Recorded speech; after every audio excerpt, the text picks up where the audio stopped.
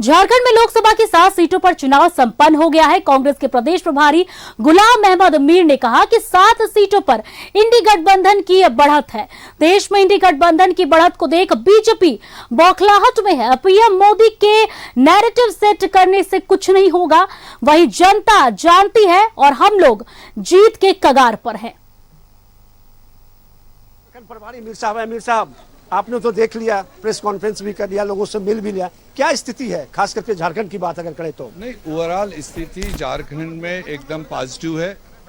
India गठबंधन के लिए लोग तैयार हैं। 2 फेजेस का आज चुनाव हो रहा है, दूसरा फेज, और आगे भी जो 2 फेज है उसमें हमें पूरी उम्मीद है कि जितने भी इंडिया गठबंधन के उम्मीदवार है, चाहे वो कांग्रेस के हैं, जेएमएम के हैं, आरजेडी के, माले का है, इन सब को झारखंड की जनता वोट करके पार्लियामेंट में भेजेगी, क्योंकि झारखंड के जनरल लोग चाहते हैं कि दिल्ली में बदलाव आए। 10 साल से जो सरकार है उन्होंने झारखंड के हित में कोई काम नहीं किया, झारखंड की बात नहीं सुनी, झारखंड के ट्राइबल्स की बात नहीं सुनी।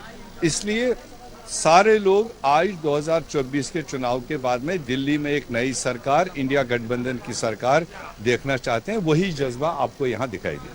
मैनिफेस्टो में जिस तरह से कहा जा रहा है कि जो आपके मैनिफेस्टो है उसमें कह रहा है कि आपकी भैंस ले लेगी, जमीन ले लेगी, कमरा ले लेगा, मकान लेगा, तो ये बातें समाज में है, उसको आप लोग किस तरह से?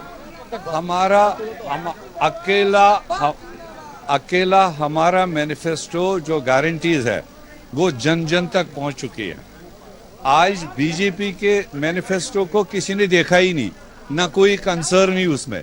इसलिए मोदी साहब, भारतीय जनता पार्टी हमारे मैनिफेस्टो को लेकर कंफ्यूज करना चाहते हैं। उसके लिए तमाम देश में डिबेट हुआ है और जनता ने पढ़ लिया। जो आंखों से देखा है उस पर वो भ्रम नहीं फैला सकता है। वो भ्रम पीछे के चुनाव में उसका चला, आज के चुनाव में उसका कोई भी नैरेटिव खड़ा नहीं हो पा रहा है। सिर्फ इंडिया गठबंधन और कांग्रेस। ये थे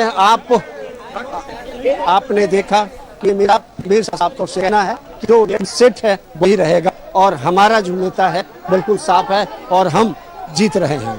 धनबाद से कैमरामैन अभय के साथ अमर सिंह, न्यूज़ 7 भारत।